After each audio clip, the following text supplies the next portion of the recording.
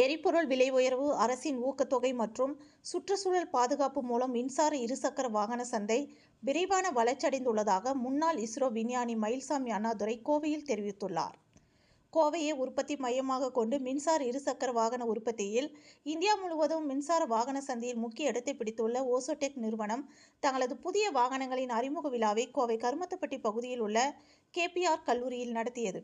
இதில் சிறப்பு விருந்தினராக கலந்து கொண்டு மின்சார வாகனங்களை அறிமுகம் செய்து வைத்த முன்னாள் இஸ்ரோ விஞ்ஞானி மயில்சாமி அண்ணாதுரை, இனிவரும் நாட்களில் மின்சார வாகனங்களுக்கு தட்டுப்பாடு ஏற்படும் நிலை உள்ளது என்று தெரிவித்தார்.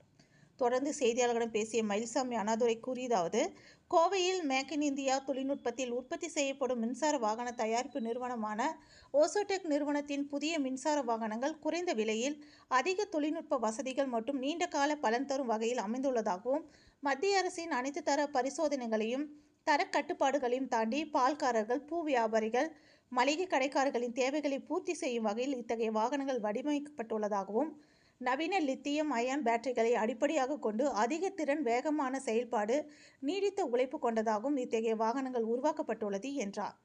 சுற்றுச்சூழலின் வெப்பநிலைக்கு ஏற்ப பேட்டரியின் வெப்பம் 70 டிகிரி வரை தாங்கும் அளவும், வெப்ப வேறுபாடு 10 டிகிரியை தாண்டாத அளவுக்கு இருக்கும் வகையிலும், லிக்விட் கூலிங் தொழில்நுட்ப வாயிலாக எந்த சூழ்நிலையிலும் தீப்பிடிக்காத வகையில் பேட்டரி உருவாக்கப்பட்டுள்ளது. இது அனைத்து தரப்பு மக்களையும் ஈர்க்கும் வகையில் உள்ளது என்றார்.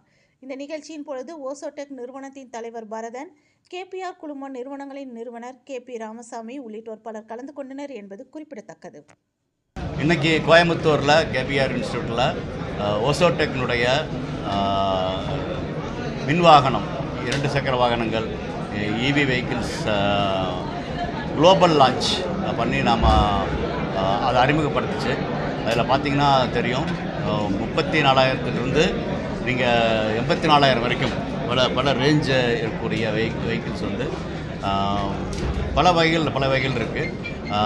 அது ஒன்று வந்து எடை எடுத்துகிட்டு போகிறது 150 கிலோ இருந்து கிட்டத்தட்ட 300 கிலோ, 295 கிலோ எடுத்துகிட்டு போகிற மாதிரி ஒரு வெஹிக்கிள். அதே மாதிரி நீங்கள் வந்து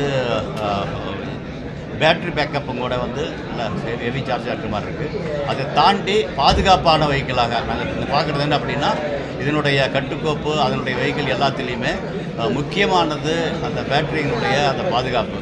அது வந்து சிறப்பாக இருக்கிறது. ஏன்னா பல வகைகள் இருக்குது.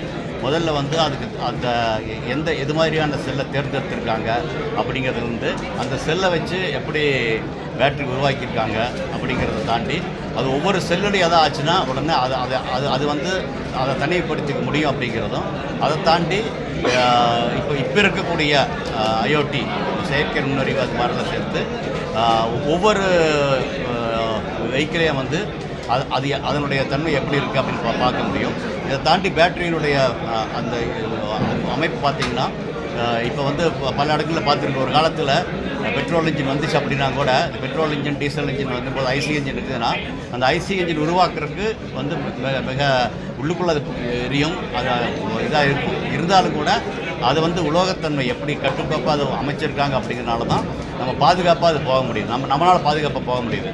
அதே மாதிரி இந்த இதில் வந்து பேட்டரியில் எல்லா பாதுகாப்பும் கொடுத்துருந்தாலும் எல்லாத்தையும் தாண்டி அந்த கேசிங் அப்படிங்கிறது வந்து அலுமினியம் கேசிங் ரொம்ப சிறப்பாக வந்திருக்கிறது. அது மில்டு ஆர்டிக்கலாக பார்க்குறோம் நம்ம. இதெல்லாம் தாண்டியும் கூட அந்த வெஹிக்கிளினுடைய பல அமைப்புகள் இருக்குது.